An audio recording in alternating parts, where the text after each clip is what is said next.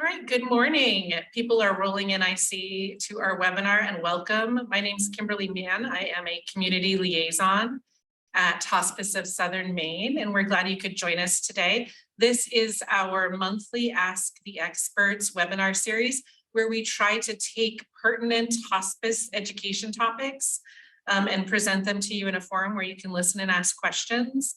And if you don't know about Hospice of Southern Maine, we are a local Southern Maine nonprofit hospice agency.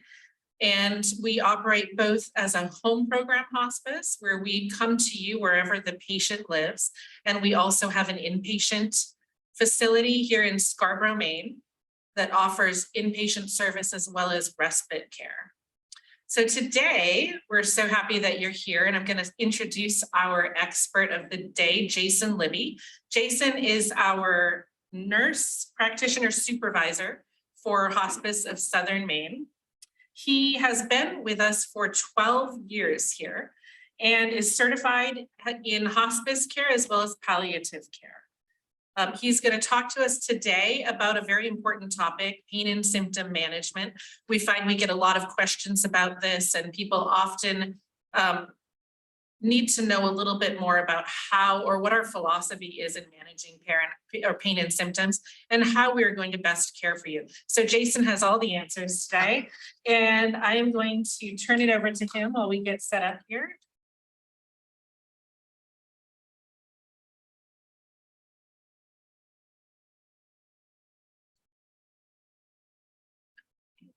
Move the camera over a little bit more.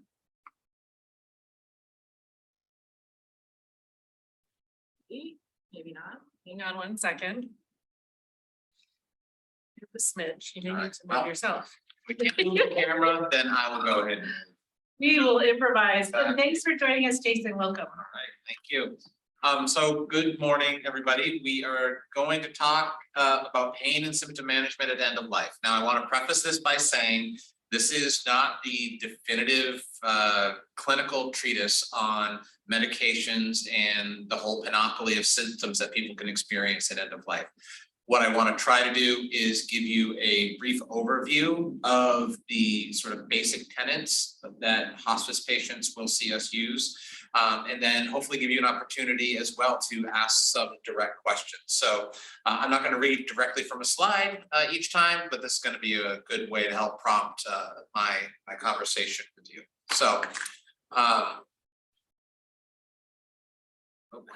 so this is my favorite quote surrounding end-of-life care. Life is pleasant, death is peaceful, and it's the transition that's troublesome. And it's that transitional period where hospice care really does its work. And it really, if you look at this and you really think about it, it's a pretty profound, though simple statement. And it really tells you an awful lot about what it is that we do. So I'd like to talk about universal symptoms of end of life. So disease process, irrespective of what leads you to the end of your life, you are almost certainly going to experience all of these to some extent. For some people, it's exceptionally minimal. The one that maybe is least common to be severe would be nausea. But pain, shortness of breath, agitation or delirium, anxiety or restlessness, these are things that are nearly universally common when somebody is dying. And it can be you can have all 5 of these, unfortunately, in large amounts. You can be simply dealing with significant shortness of breath. But ultimately, there is going to be discomfort associated with all 5 of these. And really what we want to do is recognize that that's the case. And that even though somebody may not have had a history of chronic pain, as you are approaching end of life, even if it's a respiratory process, a cardiac process, there is going to be pain and discomfort associated with that transition. And so we always need to keep in the back of our minds that even though a disease process may not point to shortness of breath as one of the primary symptoms, it's almost certainly going to happen because of the natural dying process. So One of the things we're going to talk most about today is pain. And what is pain? Well, it's whatever people tell us that it is. And in particular, hospice providers are really listening to people as they describe their discomforts. And it is whatever they say it is, whenever they're experiencing it. And it's a very personalized experience for people. We have scales that we try to use. We have tried to really give numbers to pain, to give specific words for people to use for pain, but ultimately what we really need to do is just be present and listen and sort of absorb and feel what people are telling us about their discomforts. Why is it so important? Why do we spend so much time talking to families and talking to patients about pain management at end of life? Well, I don't need to tell anybody who has some arthritis, who is fractured a bone, who has experienced chronic debilitating headaches, anything, that pain and suffering really impairs an individual's quality of life. It is depressing. It really impacts your functional status. You know, can you get up? Can you do the things that you want to do? And when that pain is persistent, the psychological and functional debility that comes along with that is really devastating. Now, hospice patients, we often recognize that the actual cause of that pain, we're not going to be able to fix. However, we can do a good job at minimizing or at least decreasing that pain and discomfort in such a way that we can maximize quality of life. When we're talking about patients who are really at the very end of life, inadequate pain relief really can act as an anchor. It keeps people stuck here. Pain and suffering will get people stuck in that transitional phase of dying. And what does transitioning mean? It's hard to describe. You know it when you see it. I oftentimes will tell people it's like you've got one foot in this world and you've got one foot in the next. And untreated discomfort, and whether that's pain, whether that's agitation and delirium, or respiratory distress, that kernel of agita gets you stuck. It's like an anchor. And your body needs to move on. Your mind, your soul, your energy, however you want to think of it, needs to move on. But you keep getting called back to this world by the discomfort and suffering that is occurring because of your disease process. So it really is important that we focus on good pain and symptom management through the end of life, because without that, you will still die. Your loved one is still going to die. It's just oftentimes going to be a little bit more protracted, and it's certainly going to be more miserable. We don't have any say in whether or not people are going to die. We only have the power to decide how you're going to die. And really, too, you see this earlier upstream that inadequate pain relief and symptom management can actually hasten somebody's death. There's this pervasive myth that using narcotic medications in particular is going to hasten somebody's decline. And whether you're talking about pain management, whether you're specifically talking about respiratory and cardiac failure, good use of narcotic medications oftentimes extends somebody's life, but more importantly, it improves the quality of life that somebody has for whatever time that might be. And so when you maybe have been talking to your other providers, whether you're a PCP, maybe an oncologist, a cardiologist, they are oftentimes very symptom focused, very disease focused, and this is not a knock or a ding on them. This is sort of their approach to management. But hospice experts really are people who are looking at human beings holistically, and we're assessing their suffering holistically. Pain is just one part of suffering. Psychological distress, spiritual distress, physical pain, and all the other symptoms that we've talked about a little bit already really do contribute to what we consider like this whole body suffering. And what we are asking when we're talking to patients, or if we're talking to families for patients that can't answer, we want to learn about those aggravating and alleviating factors. We want to know what medications have they tried in the past, and not just to sort of say, well, we're not going to use that one again, but figure out what was the reason that that particular medication for discomfort didn't work, and have things changed now in such a way that, well, let's revisit that and see if it's something that could be effective. We really want to try to understand too, what's the sort of meaning of suffering and what are the cultural beliefs around suffering? There really are a lot of feelings about what we should allow ourselves to have as far as symptom management that are based on personal beliefs and cultural beliefs. We'll talk about that a little bit in another slide. And like I mentioned before, we want to know how is this pain, how is this suffering affecting your quality of life? Because ultimately, even though hospice does work within the space of people who are dying, hospice's job is not death. Hospice's job really is promoting quality of life in people with life-limiting illnesses. And I can't really stress how important that fact is. And so when we're talking about these medications, oftentimes we have people or families with a perception that we're just trying to give you medication so that the end of your life can come along sooner and maybe you'll be a little quieter. Nothing could be further from the truth. That is sometimes part of what we are doing based on where somebody's at in their trajectory. However, good hospice care really is all about maximizing quality of life through management of symptoms. When we're talking to people about pain in particular, sometimes people really can't use that word pain. It's a mental block. They don't want to admit that they're having pain. But if you give them words, other words used, discomfort, soreness, aches, and if you kind of find a way to say, well, you'll ask somebody, what's your score on a 1 out of 10? And they'll say, oh, I don't have any pain, or I'm not uncomfortable. And you'll say, well, how far can you get up and walk before you become uncomfortable? Like, oh, I can't hardly sit at the side of the bed, it hurts so much. So there are different ways to approach assessing how somebody's feeling. And really, this bit of our culture really prizes stoicism and toughness. And when I say that, our culture, I'm speaking, specifically, our good Yankee, selves here, where we really do try to tough things out, and asking for help, allowing relief can be seen as a weakness. And I really have this impression that sometimes people think we're handing out awards for suffering.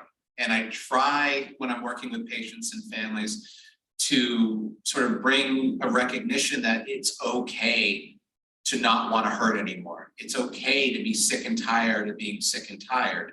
And that asking for help, asking for relief is not a sign of weakness at all.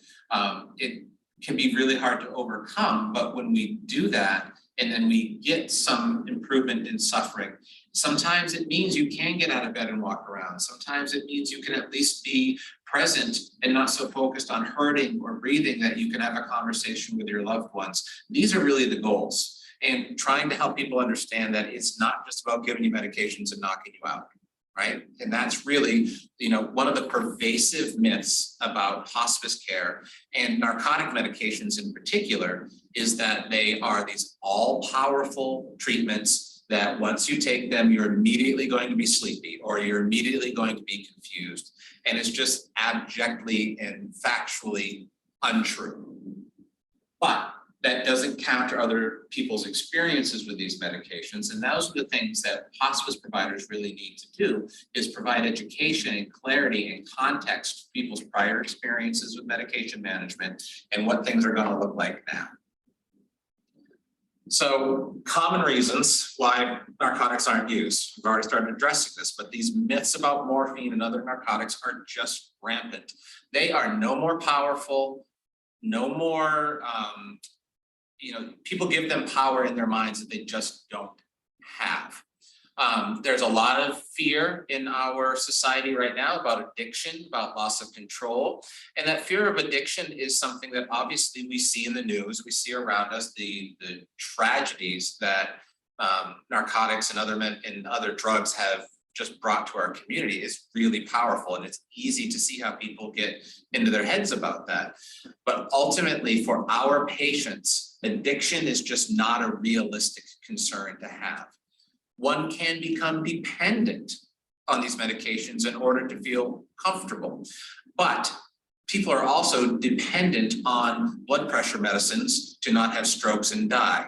People are dependent on inhaled medications to treat their asthma. So dependence is not a negative thing. If you need to have regularly scheduled narcotic medications to treat cancer-related pain so that you can get up and go out on the porch and eat dinner with your spouse, or you can get in the car to go see one of your grandkids' games, I would posit that dependence is not such a bad thing. The fact that we are able to do that for you is really the primary goal. Again, I keep saying this, that's the primary goal of hospice. A lot of people of a certain age, their experience with hearing the word morphine may very well be with a parent or a grandparent who went into the hospital, and we're talking decades ago now, without a lot of explanation as to what was happening at end of life. And the doctor may have come out of the room and said, we're going to give your mom morphine, or we're going to give your grandmother morphine, and without really explaining why and how. And then that connection with the doctor gave them morphine and a day later they were dead. That's hard. We really got to work to help people understand why it was appropriate to use that medication, but why it would have been really helpful to help you understand what it meant and how it worked. There is, for patients who can't communicate well with us, we want to think people with advanced dementia, people who have had really devastating strokes. You have a very difficult time hearing from them directly how they are feeling. And so patients and family members sometimes don't recognize their own or their family's nonverbal cues of distress and suffering. That can be tension in their extremities, grimacing, anxiety, even nausea related to anxiety can be a sign and a symptom of suffering or distress. Respiratory distress sometimes can be difficult to parse from somebody's chronic respiratory failure. And again, this is another part of what hospice brings to the table, where we want to help people understand what are the other ways that people can express signs of pain and distress. There is still a lot of difficulty sometimes with caregivers, and this is families, our own CNAs, the patient's other providers in the community really bring their own beliefs about pain and symptom management to the table, and it can cloud their own judgment. And we see this probably more with families, with caregivers, loved ones who have their own feelings, not only about the impending loss of their loved one, they have their own feelings about medications. And when you have an amalgam of all of those concerns, it sometimes ends up as a really big barrier to good symptom management. And it's something that we can help explain. So common medications that we use with hospice patients, again, this is not exhaustive. This is really just some of the very basics that we bring to the table. And the reason that we have this sort of small toolbox, if you will, is because these things just work. So common pain medications, narcotic medications, morphine, Dilaudid, fentanyl will almost universally be as a patch that you can wear. And that is very convenient for some people because you only change that every 3 days or so. We have a lot of patients come to us already on oxycodone. Brief word on oxycodone, it's not a very good pain medication. The side effect profile of it is significantly more troublesome than morphine or Dilaudid. And again, speaking about some of the myths around these medications, people will say, oh, they're on oxycodone and, that's so much better. I'm just glad they're not on morphine, which when you understand the pharmacology of the two doesn't necessarily jive, because if you want to talk about milligram per milligram, the oxycodone is 50% more potent than morphine. And so there's the amounts and the frequencies of these medications are really not the important part to get wrapped up in. It's the effects of them.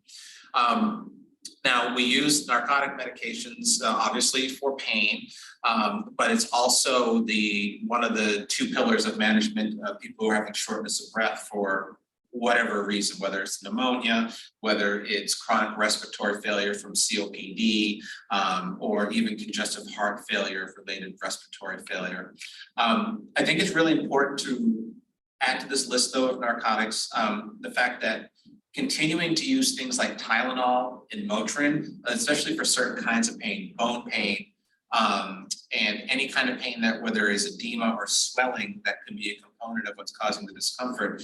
Tylenol and Motrin, ibuprofen continue to be fantastic adjuvant medications to keep going. Even when somebody is on high dose narcotics, those medications can bring a lot to the table. One of the other things that we would use along with that would be things like steroids. That goes by the wayside sometimes. Dexamethasone or Decadron, prednisone can be really good additive medications to these narcotics as well. The other one that's not on this list right here that I probably should add is methadone. Methadone is a pain medication that has a lot of negative connotations in the community simply because it is mostly associated with people with prior drug abuse issues and their recovery. It is a fantastic pain medication that works in very different ways from these other narcotics. And people who are having complex pain issues, it can really bring something else to the table as well. To be perfectly blunt, it's something we probably here don't use as much as we should, although there is always an opportunity to improve. And this is something that I'm definitely, as a clinician, trying to bring to more of my patients when it looks like it's appropriate. Management of anxiety and restlessness, we lean primarily on Ativan or Valium. So Ativan is lorazepam. Valium, I think most people know by its trade name.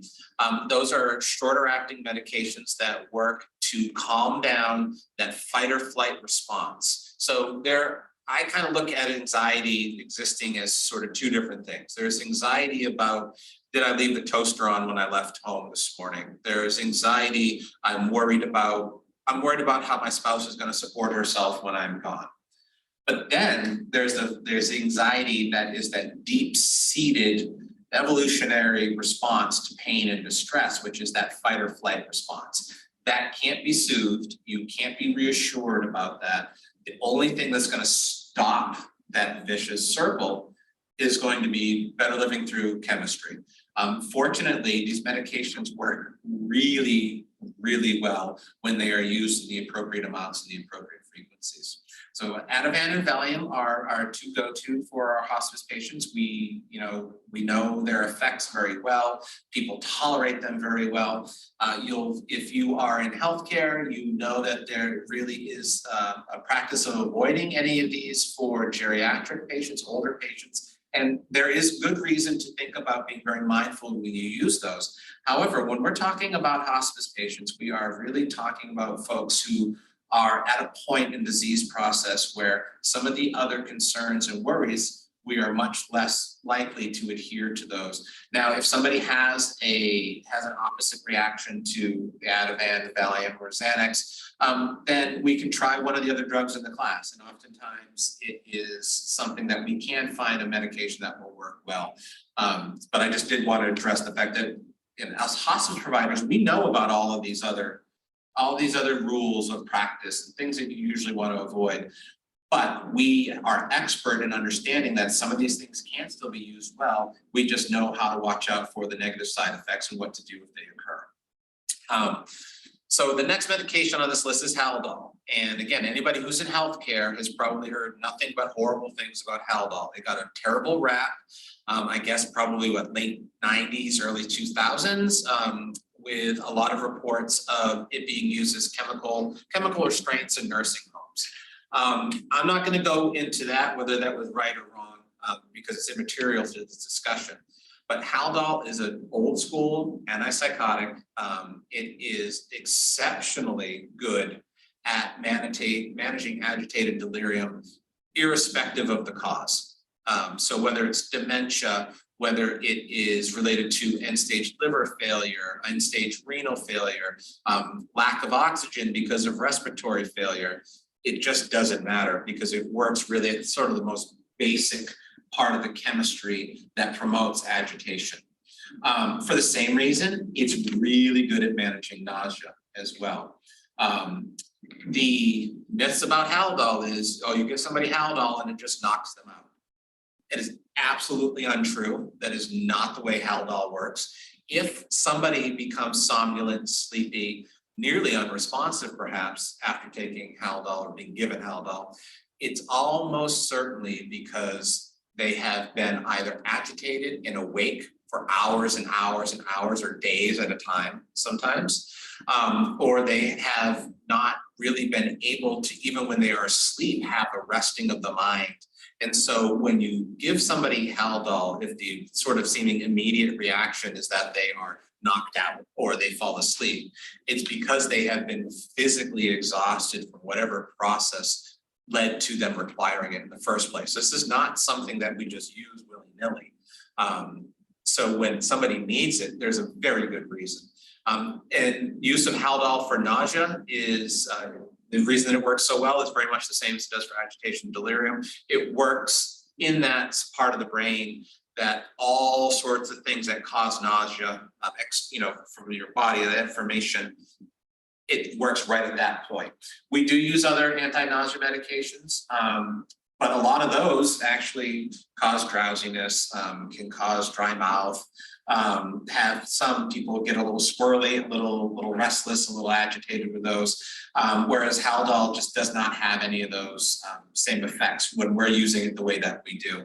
And the dosing on this, again, with these medications, dosing and frequency is not so much important as the results, but for your own edification, for people listening to this, the doses of Haldol that we use that are effective for this are tiny as compared to what you might receive if you were in a hospital being treated for, a psychotic break or something like that. So it's another medication with a really bad reputation, both in healthcare community and even a lot of lay people have heard about this and are very worried about it.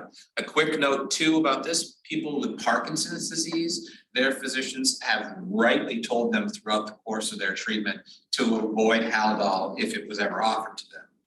However, by the time we're even thinking about using that for people with Parkinson's patients, the reason to be concerned about that is no longer pertinent.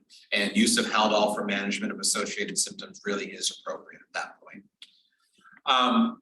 And the last bullet here, the very best treatment for shortness of breath is a combination of morphine and Ativan.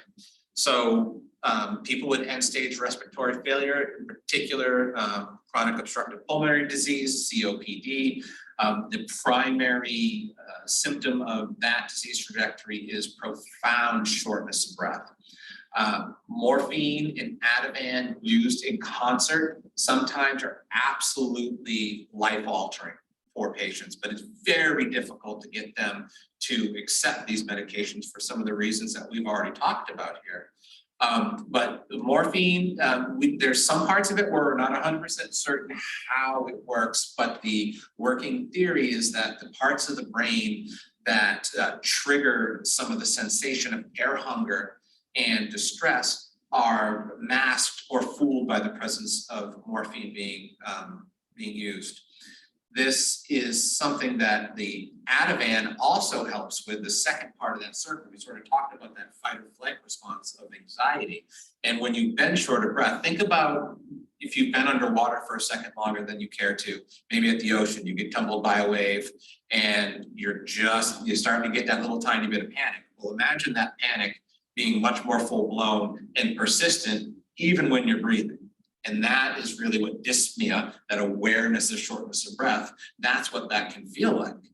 And people get used to that. It's sort of like slowly turning the thermostat up in a room. Next thing you know, it's 85 degrees and it doesn't feel all that hot to you. Well, same with the people who are living with end-stage respiratory failure. You and I can see how hard they're working, but they don't necessarily perceive that. Profound shortness of breath and dyspnea can be significantly limiting functionally. And while using morphine and Ativan together is not going to cure the problem, if you could barely sit up at the side of the bed beforehand, but now you can walk to the bathroom instead of using a bedside commode, that's a pretty significant improvement. And that really is what a combination of using morphine and Ativan can bring to the table. You know, morphine with the ability to sort of kind of tone down some of this response. It opens up the vessels in the lungs and the heart, improving delivery of what oxygen there is in the blood to organs. And then using the Ativan or one of the other anxiety medications to sort of put the kibosh on that fight or flight, it can really improve functional status for somebody. Again, these are not miracle workers. They aren't going to take somebody who was bedbound and allow them to go walking down the street necessarily, but any improvement can really be very welcome. So one of the questions we get a lot of times, well, how are these medications given? So the vast majority of hospice patients are at home, or home is wherever that is. That could be their family home, it could be a nursing facility, assisted living facility.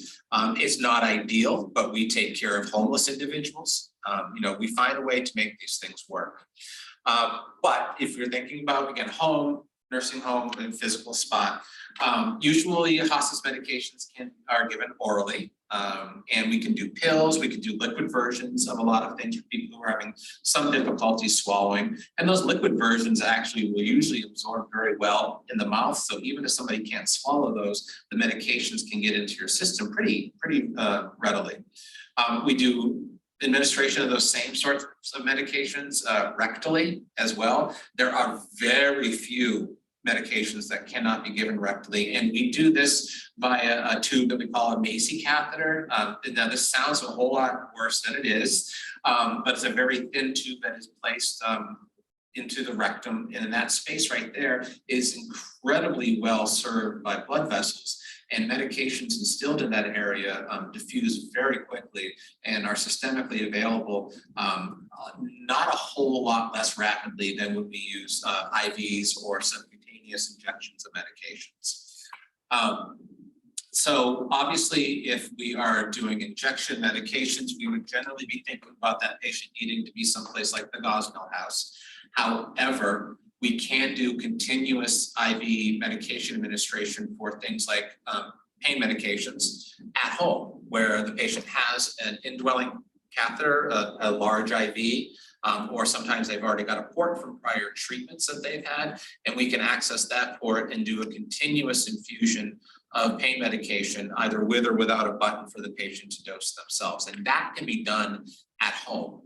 We can have that with somebody at home so that they can manage that appropriately in the space of their choice.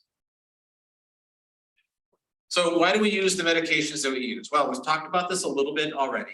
Our toolbox is pretty small by design. It's because that you can have all these specialized treatments, but ultimately what we're looking to do is tackle things at the most base part of the problem.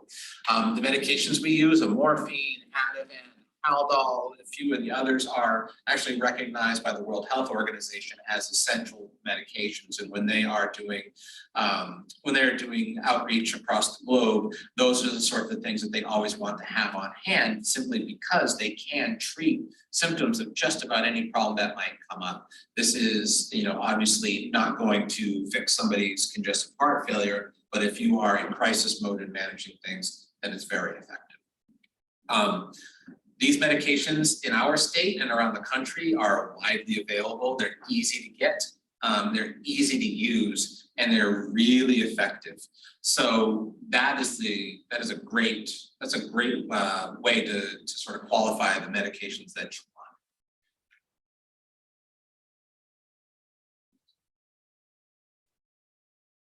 want. Slide would work.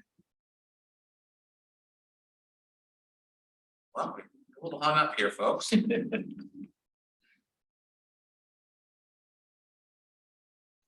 well, hold on one moment, please. Can you escape out of the view, of course, for a minute? Well, we'll just do this. All right, so.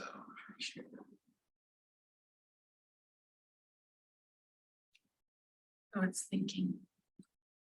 Ah.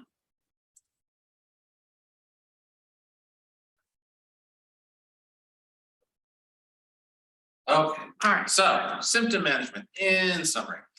So our philosophy in hospice really dictates that all these decisions that we've been talking about really need to be made in concert with understanding what the patient's goals are. And ideally, they would be simple and effective. So when we talk about what patients' goals of care are, we really do want to understand what is it that you want from your care right now. Hospice patients still need medical care. It's just medical care that is aimed at, or where success is measured in a very different way, right? And providing, our skilled assessment of suffering and then education for patients and families is really just as important as the actual management, because we can't do anything to help unless we have buy-in from the patient themselves, and quite honestly, the patient's families or their caregivers, whoever, whatever sort of amalgamation of that might be. We need them to understand and be on board with the plan as well, because at some point or throughout most of their hospice care, the patient themselves may not be able to make those decisions on their own. And we really do rely on the other important people in their lives to help guide us with we're making a plan for these things. And again, symptom management should be about promotion of quality of life for as long as it's possible. And if every good hospice provider, that's what they're trying to do, with the understanding that symptom management at end of life is going to be a big part of what we do. And so I'm going to close the lecture part of this with Marcus Aurelius. Death, like birth, is a secret of nature. And this really is the truth. I've been doing this for over 12 years now, day in and day out. And though certainly I have accumulated a lot of experience and a lot of knowledge about this, I feel like there's just as much I don't know about what's happening in this space as I do know now, and I'm never going to learn it all. Each person is unique, each experience is unique, but I feel very privileged and really grateful to spend this time with people and to bring to bear some of our expertise to make it a little bit easier for them. So right now we're going to transition to some questions. Some of these I think were submitted beforehand, and then I think probably some have been added in while I was talking. Great, thanks, Jason. Appreciate it. We'll get reset. Now I know that we have gone over our 30 minutes. Stop sharing this for a moment. But if you can stick around for the questions, we'd love to have you stay. If not, this will be recorded and we will post it online. If I can get the camera angle to go a little better. Come over here. All right, maybe you can try it. And if you would like to add something in the chat, please do. Now's a great time. Some of the questions that were submitted, we'll start with first. So Jason, how best to overcome family resistance to morphine? What are the best approaches? What are the things that you like to share with families? So some of the things that I like to share with families really kind of already talked about a little bit here, which is sort of dispelling some of the myths about how powerful morphine is. That it's only given for people right before they die. That is just that's not true. That morphine really is incredibly, morphine, and I don't want to say narcotics in general, but morphine is the one that everybody really thinks about. That morphine, when it's dosed appropriately earlier in the disease state, can improve quality of life significantly. Management of pain, management of shortness of breath are those things that can make your day-to-day life better. So when we're talking about earlier in somebody's disease progress, really talking about the ways that you can improve functional status, like I've talked about. Can you get up out of bed? Or is it just easier? Are you less irritable because you're not in as much pain as you might have been otherwise? The sort of other end of that spectrum is right getting closer to end of life. That even if there was some sedating property of morphine, at that point, what the goal of symptom management is this relief of suffering, and maintaining alertness and awareness is not a realistic goal. And I think that is the biggest concern that people express to me. It's like, oh, if I take this, I'm not going to be awake. I'm not going to be present. Again, it's just not true. The only way you can find out is to take it. And our job is to start with sort of judicious dosing so that we're not just coming out of the gate swinging. You know, that's not what we do. We start with doses that we think will be effective for your pain, and then we just very closely follow. How is that affecting you? Is it making you sleepy? Is it making you more confused? And then if it is, we start to ask the question, well, what are we balancing out here? At one point, being in more pain but being more awake might actually be the preferential choice. But there is going to come a point where we go across that line where we've been looking for this happy medium of symptom management and alertness. And the reality is people don't die awake and talking, with very rare circumstances being the exception. That's not how it works. But these medications are not the things that are knocking you out or making you less awake and aware. It's the disease process. And all we are doing is making it easier for you to endure what's happening to you already. Right, that's important. What type of hospice care is provided at home? How does it change if you move to a facility like Gosnell? I think people are sometimes confused about why patients are at Gosnell. Can they choose Gosnell? Right. Those sorts of things. So think about the Gosnell House almost as hospital level care for hospice patients. You would not go into the hospital because you had a bad cold. Well, maybe, this being 2022, maybe you would be in the hospital if you had a bad cold. But you would go to the Gosnell House if you have symptom management issues that cannot be tackled at home. So either severity of symptoms, frequency of medication management, maybe the oral medications you can't swallow, or they're not effective. And we think to ourselves, okay, we really probably be better off with intravenous medications. That really can only be done at the Gosnell House. Now, day to day, you know, if the question is what does hospice care look like day to day at home, you know, that's nurses coming in to visit, CNAs coming in to visit, chaplains, social workers, bringing that holistic approach to hospice care right to you where you're at. So that makes me kind of think about this next part of the question, which was who administers medication. Right. So when you're talking about that team in the exactly. So hospice patients, when they're at home, they're primary caregivers, whether that's family, friends, paid caregivers. They are the individuals actually administering the medications day to day. Who's making those decisions? How do we change them? When do we hold them? When do we do something different? That is going, the nurses that are coming in to see the patient are going to work in concert either with myself or my colleagues here, or perhaps the patient's community provider, whether it's their oncologist or their PCP, to make changes to medications. But the day-to-day administration, taking it out, giving it to somebody, it's either the patient themselves when they can, or family members. Okay, great. Now, I know you touched on this in your talk, but people are very interested in how do we best care for patients with advanced dementia? Right.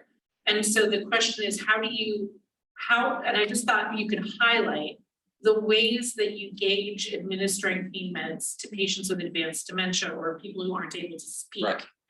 So talked about this a little bit in the presentation, but we are really looking at those nonverbal cues of distress and also using what we know about patients with dementia and how they respond to treatment.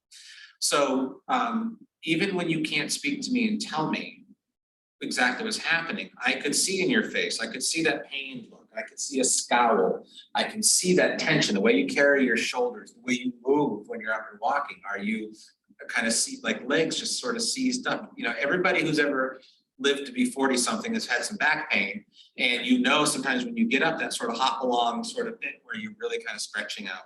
Now if that persists as you see somebody maybe walking down the hallway, you're thinking to yourself, something's uncomfortable.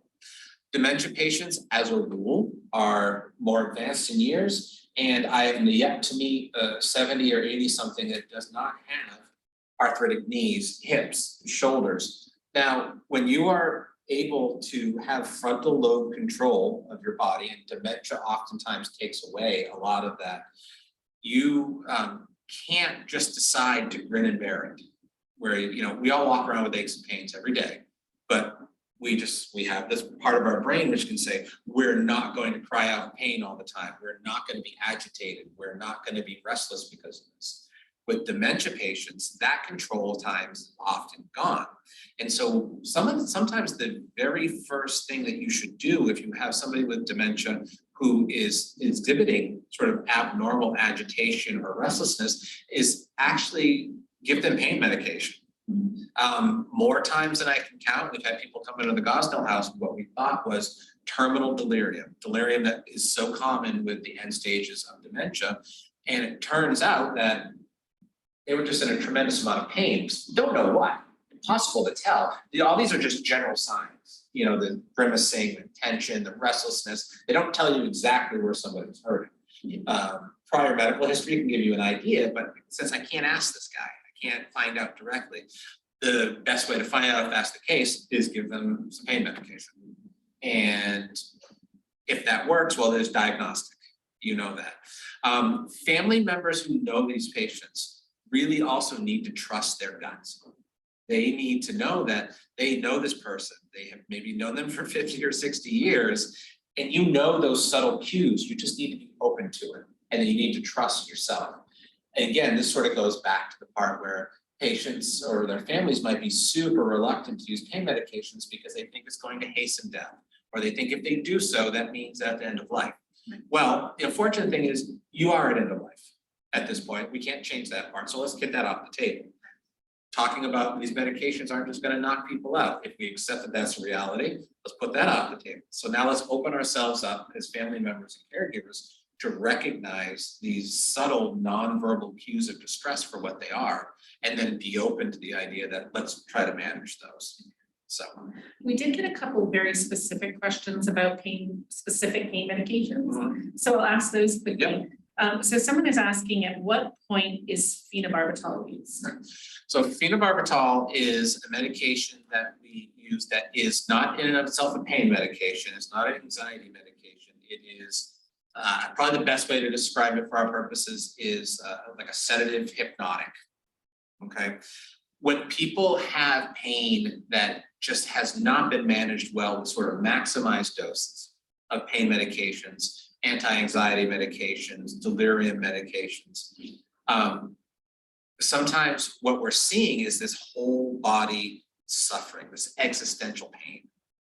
And it's very physical, but it's not the kind of physical that can necessarily respond well to sort of our usual and customary sort of approaches to things. And when you have that kind of persistent existential suffering, it's as a provider, and no matter how many times I see it, it's really, really hard to see because you can just feel that distress and misery baking off somebody despite all these medications that you're throwing at someone. And so phenobarbital, it doesn't treat pain or distress, so we continue all the other medications, but what it does is it sort of offers a barrier between your perception, your brain, and your physical self.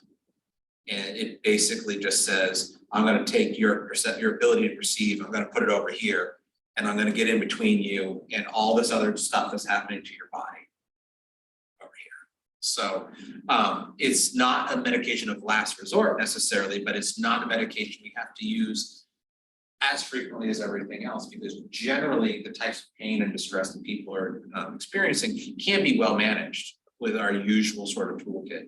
But when you have people who are younger, sometimes certain disease processes, liver failure related to alcoholic cirrhosis, people with sometimes with polysubstance abuse histories, significant emotional traumas. We see this with a lot of our, so again, you usually see this with younger people. The older people we see it happening with are the Korea vets, some of our Vietnam veterans as well, because they have very physical things going on, but they are oftentimes carrying a lifetime of psychological and spiritual distress as well.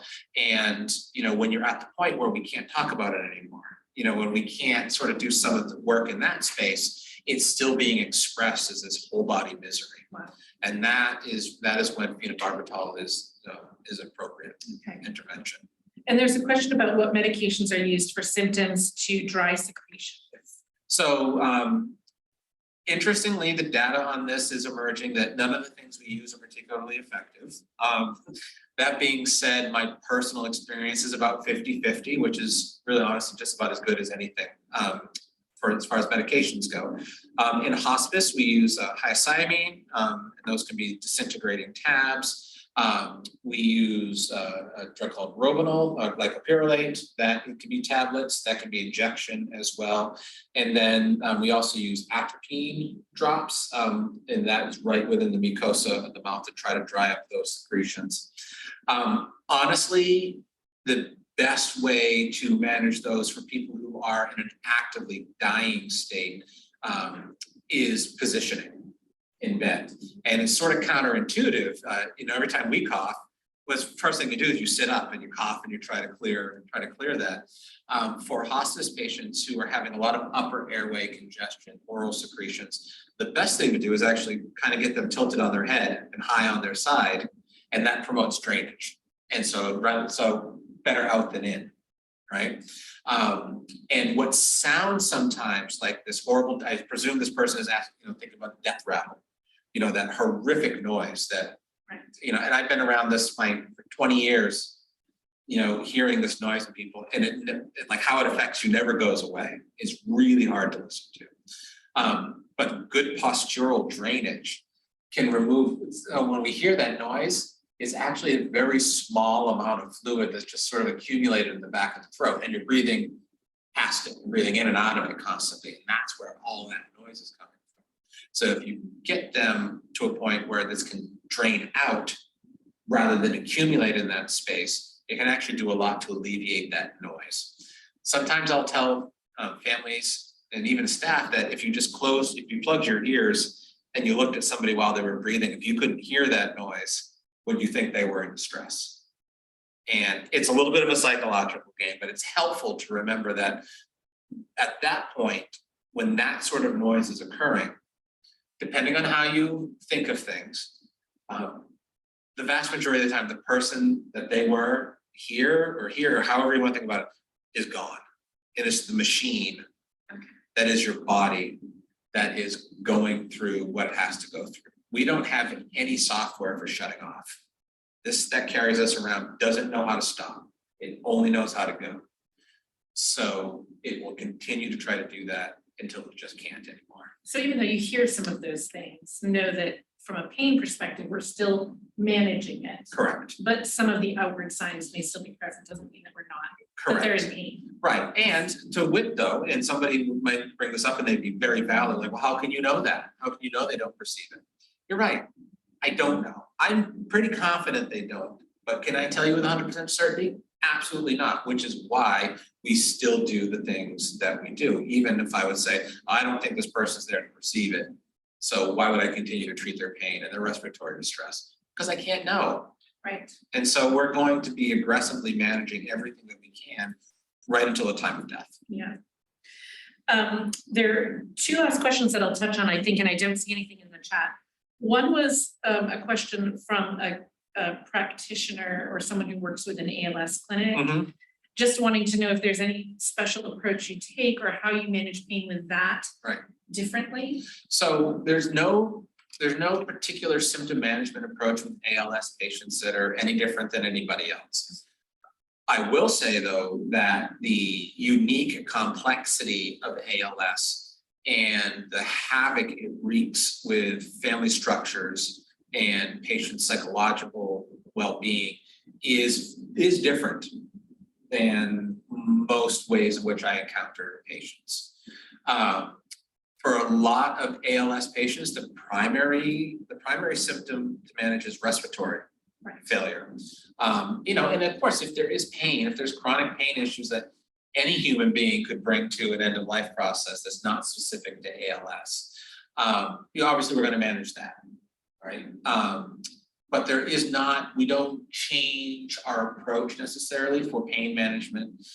We don't change our approach for respiratory management either, but it is a little bit different because many of our ALS patients are coming to us with some sort of respiratory support on board. They're either using a mask continuously, or they have had a tracheostomy already and are using a ventilator or some sort of respiratory support for that, so that we can be sure that we're addressing that issue the same, but there are other complications with it than you might expect from somebody who does not have an airway in place or using a machine.